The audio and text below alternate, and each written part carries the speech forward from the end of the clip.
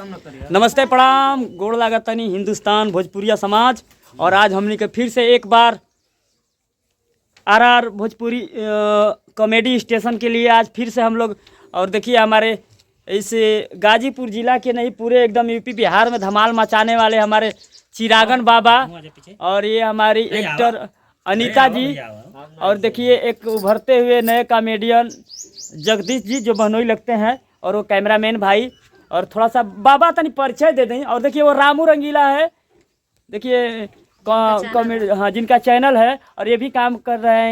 इनका जो RR Bhojpuri comedy station है चैनल है इन्हीं का है। तो अपना प्यार आशीर्वाद दीजिए। देखिए कैमरा का अनीता जी पूजा कर रही है क्योंकि अब कॉमेडी शूट है आज। और बाबा जो भी है बाबा कहाँ गिला हो भैया बाबा प्रणाम हो भैया।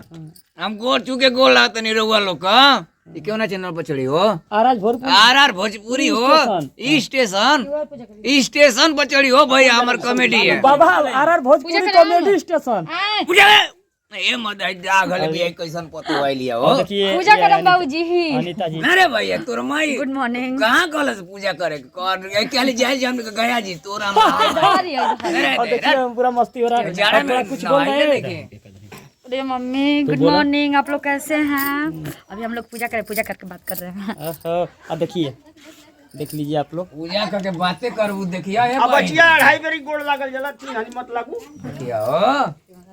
और जगदीश जी तनी आप भी बोल दीजिए बने ही है। अरे खुश रह भगवान बनैले रहा भगवान बहरा भैया कोहड़ा मतिन फरा लौका मतिन लटका। और देखिए बहुत ही अच्छे होनहार कलाकार हैं, बहुत ही अच्छी काम कर रही हैं बेचारी अनीता जी। और ये पूरी टीम को आप सपोर्ट कीजिए, हमारे पूरी टीम को और धन्यवाद दीजिए। और हमारा जो चैनल है आरआर भोजपुरी कॉमेडी स्टेशन इसको आप लोग ज़्यादा प्यार दीजिए। और एक वीडियो चढ़ा था उस पर आप लोग ने इतना प्यार दिया उसके लिए हम आभारी हैं।